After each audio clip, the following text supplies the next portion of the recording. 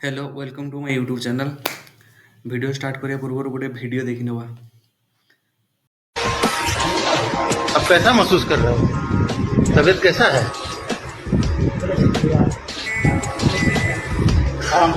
आराम से सुतो। अब कोई परेशानी नहीं होगा। आपण मान सहित तो यही ହେଇନି ତ ଆପଣ ମାନଙ୍କ ସହିତ ଏଇଭଳିଆ ହେଇନଥିବ। ଆଶା କରେ ଆପଣମାନେ ଆଜି ବହୁତ ଭଲ ପ୍ରଫିଟ୍ ବୁକ୍ କରିଥିବେ। ତ ଷ୍ଟାର୍ଟ କରିବା ଭିଡ଼ିଓ।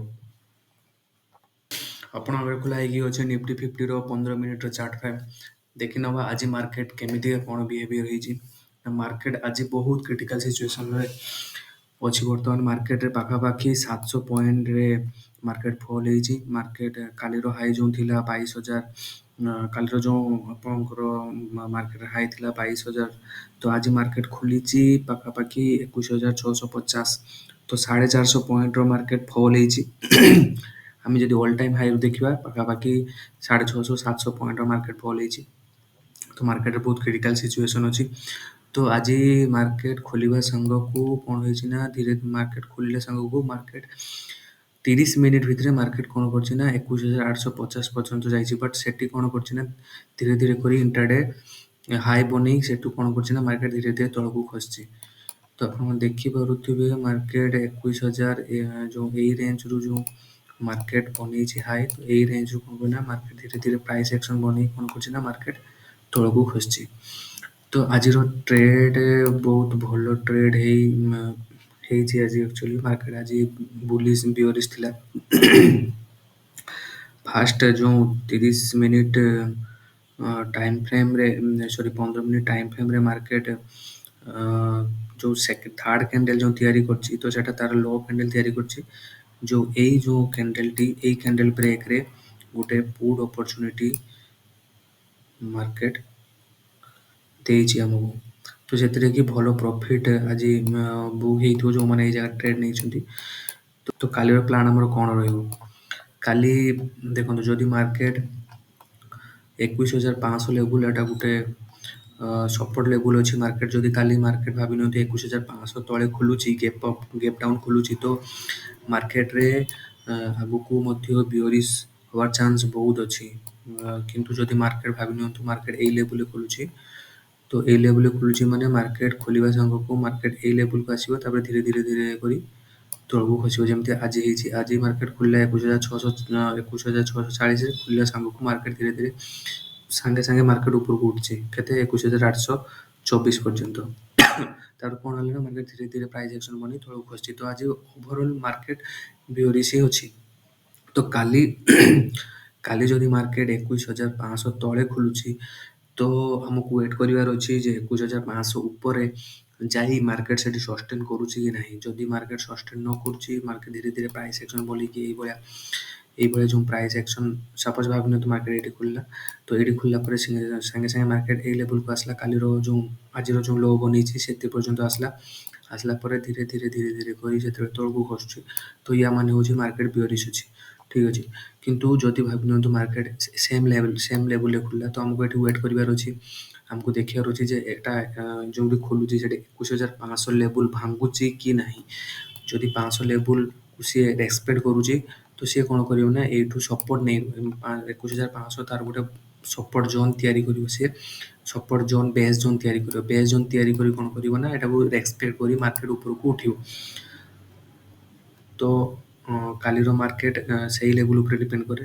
ଭାବି ନିଅନ୍ତୁ ବହୁତ ବଡ଼ ଗେପ୍ ଅପ୍ ଖୋଲିଲା, ତ ବହୁତ ବଡ଼ ଗେପ୍ ଅପ୍ ମାର୍କେଟ ଯେଉଁଠି ଖୋଲିବ, ତ ବହୁତ ବଡ଼ ଗେପ୍ ଅପ୍ ଖୋଲିଲେ ବି ମାର୍କେଟ ଧୀରେ ଧୀରେ ଧୀରେ ସେଟା ବିୟରିଶ ଆଡ଼କୁ ସେଟା ବୁଲିଶ ଆଡ଼କୁ ମାର୍କେଟ ଯିବ। ବଟ୍ ଯଦି ମାର୍କେଟ ଇନ୍ କେସ୍ ଯଦି ଭାବି ନିଅନ୍ତୁ ମାର୍କେଟ ଯଦି 21,500 ତଳେ ଖୋଲୁଛି, ତ ସେଟା ମାର୍କେଟରେ ବିୟରିଶ ଆଗକୁ ହେବାର ଚାନ୍ସ ବହୁତ ଅଛି। ତ ଏଇଭଳି ଭାବରେ ଆମେ କାଲି ମାର୍କେଟ ଆନାଲିସିସ୍ କରିବା। ତ ଆମେ ଦେଖିଦେବା ଏବେ ବ୍ୟାଙ୍କ ନିଫ୍ଟି। ଏଇଟା bank Nifty 15 minute chart frame. Bank Nifty ବି ପାଖାପାଖି ବ୍ୟାଙ୍କ ନିଫ୍ଟି କାଲିର ଯେଉଁ କ୍ଲୋଜିଂରୁ ବ୍ୟାଙ୍କ ନିଫ୍ଟି ପାଖାପାଖି କ'ଣ ହେଇଛି ନା 48,000 ଲେବୁଲରୁ ସେ ଖସିକି ଆସିଛି କେତେ 46,500। ତ ଭାବିପାରୁଥିବେ କେତେ ବଡ଼ ଫଲ୍ ହେଇଛି ମାର୍କେଟରେ। ଏଇଟା କ୍ରିଟିକାଲ ଫଲ୍ ଯେଉଁଟାକି ବହୁତ ବଡ଼ କରେକ୍ସନ୍ ଆସିଛି। ନିଫ୍ଟି ବ୍ୟାଙ୍କ ନିଫ୍ଟିରେ ମ୍ୟାକ୍ସିମମ୍ କରେକ୍ସନ୍ ଆସିଛି କି କାହିଁକିନା ବ୍ୟାଙ୍କ ନିଫ୍ଟିରେ HDFC ବ୍ୟାଙ୍କର ଯେଉଁ ତାର ରେଜଲ୍ଟ ଆସିଛି, ତ ତା ବେସିସ୍ରେ ମାର୍କେଟ ବହୁତ ବଡ଼ ଫଲ୍ ହେଇଛି। ଆପଣ ଦେଖି ଦେଉଛି ଆପଣଙ୍କୁ। HDFC ବ୍ୟାଙ୍କ ପାଖାପାଖି 8% ଆଜି ଖସିଛି। HDFC ବ୍ୟାଙ୍କ ପାଖାପାଖି 8.44% ମାର୍କେଟ ଖସିଛି HDFCର। ତ ସେଇ ହିସାବରେ ବ୍ୟାଙ୍କ ନିଫ୍ଟି ବି ସେଇ ତାହାକୁ ଦେଖିକି ଟ୍ରେଡ୍ ସବୁଠୁ ତଳକୁ ଖସିଛି ବ୍ୟାଙ୍କ ନିଫ୍ଟି, କାରଣ ସେକେଣ୍ଡ ୱେଟ୍ ଅଛି HDFCର। ତ ସେହି ହିସାବରେ ବ୍ୟାଙ୍କ ନିଫ୍ଟିର ଆଜି ଭଲ ପୁଟ୍, ଯେଉଁମାନେ ସବୁ ପୁଟ୍ ବାଇ କରୁଛନ୍ତି ଆଜି, ତ ତାଙ୍କର ଭଲ ପ୍ରଫିଟ୍ ହେଇଥିବ। ବ୍ୟାଙ୍କ ନିଫ୍ଟି ମଧ୍ୟ ସେଇଭଳିଆ ଆଜି ଖୋଲିବା ସାଙ୍ଗକୁ ଦୁଇଟା କ୍ୟାଣ୍ଡେଲରେ ମାର୍କେଟ ଟୋଟାଲ୍ 47,200 ଲେବୁଲକୁ ଯାଇଛି ମାର୍କେଟ।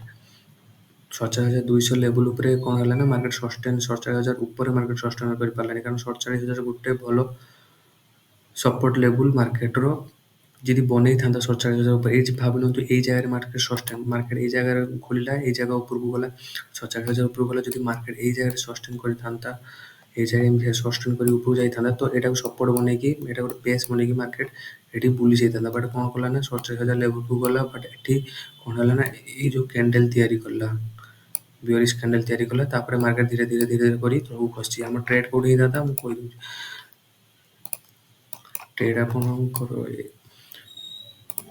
ଏଇ ଯେଉଁ କ୍ୟାଣ୍ଡେଲ, ଯେଉଁ ସେକେଣ୍ଡ ଗ୍ରୀନ୍ କ୍ୟାଣ୍ଡେଲ ତିଆରି କରୁଛି, ତାର ବ୍ରେକ୍ରେ ଆମେ ଏଇଠି ଏଣ୍ଟ୍ରି ମାରିଥାନ୍ତେ, ତ ଆମକୁ ବହୁତ ଭଲ ପ୍ରଫିଟ୍ ହେଇଥାନ୍ତା। ତ ଓଭରଅଲ୍ ମାର୍କେଟ ଦେଖିବାକୁ ଗଲେ ବିୟରିଶ ଅଛି।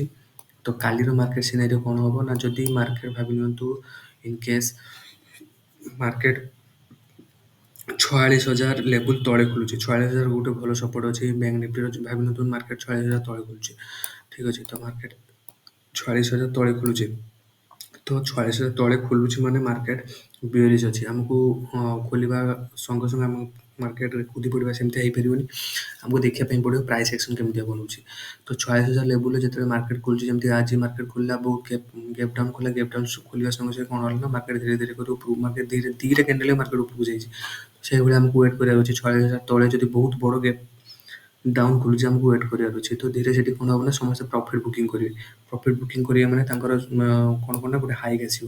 ତ ଆମକୁ ୱେଟ୍ କରିବାର ଅଛି ଯେ ସେଠି ମାର୍କେଟ ସଷ୍ଟେନ୍ କରୁଛି ନା ଆଜିକା ଭଳିଆ ମାର୍କେଟ ପ୍ରାଇସ୍ ଆକ୍ସନ୍ ଭଳି ତଳକୁ ଆସୁଛି। ଯଦି ପ୍ରାଇସ୍ ଆକ୍ସନ୍ ଭଳି ତଳକୁ ଆସୁଛି, ତ ଆମକୁ ସେଠି ଏଇଭଳିଆ ରେଞ୍ଜରେ ଆମକୁ ଟ୍ରେଡ୍ ନେବାର ଅଛି। କିନ୍ତୁ ଯଦି ମାର୍କେଟ ସେମ୍ ରେଞ୍ଜରେ ଖୋଲୁଛି, 46,000 ଉପରେ ଖୋଲୁଛି, ତ 46,000କୁ ସପୋର୍ଟ ନେଉଛି। ଯେମିତି ସପୋଜ ଏଇଠି ମାର୍କେଟ ଖୋଲା, ସପୋଜ ଏଇ ରେଞ୍ଜରେ ମାର୍କେଟ ଖୋଲା, ତ ଏଇ ରେଞ୍ଜରେ ଯଦି ଏଇଭଳିଆ ମାର୍କେଟ ସାଇଡୱେଜ୍ ଭଳିଆ ମାର୍କେଟ ଟ୍ରେଡ୍ କରୁଛି, ତ ଏଇ ଜାଗାରେ ସେ ଗୋଟେ ବେସ୍ ବନଉଛି। ତ ଧୀରେ ଧୀରେ କରି ସେ କ'ଣ କରେ ନା ଉପରକୁ ଯିବ। ତ କାଲି ଏକାଥରେ ଉପରକୁ ଯିବ ସେଟା କହିହେବନି, କାରଣ ମାର୍କେଟ ସାଇଡୱେଜ୍ କାଲି ହେଇପାରେ। ଯଦି ମାର୍କେଟ ସପୋର୍ଟ ନେବ, କାଲି ମାର୍କେଟ ସାଇଡୱେଜ୍ ହେବ। କିନ୍ତୁ ଯଦି ଇନ୍ କେସ୍ ଯଦି ମାର୍କେଟ 46,000 ଲେବୁଲ ଉପରେ ଖୋଲିକି ମାର୍କେଟ ଧୀରେ କରି ପ୍ରାଇସ୍ ଆକ୍ସନ୍ ବନେଇକି ଯଦି ସେ ତଳକୁ ଆସୁଛି, ସପୋଜ 46,000 ଲେବୁଲରେ ଖୋଲା, ତାପରେ ଏଇଭଳିଆ ପ୍ରାଇସ୍ ଆକ୍ସନ୍ ବନେଇକି ଯଦି ଏଇଭଳିଆ ପ୍ରାଇସ୍ ଆକ୍ସନ୍ ବନେଇ ତଳକୁ ଆସୁଛି, ତ ସେଠି ଆମେ 46,000 ବ୍ରେକ୍କୁ ଆମକୁ ବ୍ରେକ୍ କଲା ମାନେ ଆମକୁ ପୁଟ୍ ସାଇଡ଼୍ରେ ଏଣ୍ଟ୍ରି ମିଳିଯିବ, ଗୋଟେ ସେଠି ଗୋଟେ ଟ୍ରେଡ୍ ମିଳିବ। କିନ୍ତୁ ଆମକୁ ଖାଲି ୱେଟ୍ କରିବାର ଅଛି, ଦେଖିବାର ଅଛି ପ୍ରାଇସ୍ ଆକ୍ସନ୍ ଅନୁଯାୟୀ ଆମକୁ ଟ୍ରେଡ୍ ନେବାର ଅଛି। ଯଦି କାଲି ମାର୍କେଟ 46,000 ଉପରେ ଖୋଲେ, ତ ସେଟା କାଲି ମାର୍କେଟ କ'ଣ ହେବ ନା ସାଇଡୱେଜ୍ ଆଡ଼କୁ ପଳେଇବ, କାରଣ ସେଠି ଗୋଟେ ବେସ୍ ସେ ତିଆରି କରିବ। ତ ସେଇ ଅନୁସାରେ ଆମକୁ ଦେଖିକି ପ୍ରାଇସ୍ ଆକ୍ସନ୍ ଦେଖିକି ଆମକୁ ଟ୍ରେଡ୍ ନେବାର ଅଛି। ତ ଆଶା କରେ ଆପଣଙ୍କୁ ଭିଡ଼ିଓ ଭଲ ଲାଗିଥିବ। ଯଦି ଭଲ ଲାଗିଥିବ ଲାଇକ୍ କରନ୍ତୁ, ସବସ୍କ୍ରାଇବ୍ କରନ୍ତୁ, କମେଣ୍ଟ କରିବା ପାଇଁ ଭୁଲିବେନି। ଯଦି କୌଣସି ମୋ ଭିଡ଼ିଓ ଯଦି କୌଣସି ଆପଣଙ୍କୁ ଯେ ଏଇ ଜାଗାରେ ଆପଣଙ୍କୁ ଟିକେ ଇମ୍ପ୍ରୁଭ୍ କରିବାର ଅଛି, ସେଇଟା ବି କମେଣ୍ଟ କରନ୍ତୁ। ମୋ ଭିଡ଼ିଓକୁ ମୁଁ ଇମ୍ପ୍ରୁଭ୍ କରିବି। ଆଶା କରେ ଆପଣଙ୍କୁ ଭଲ ଲାଗିଥିବ। ଧନ୍ୟବାଦ। ଜୟ ଜଗନ୍ନାଥ।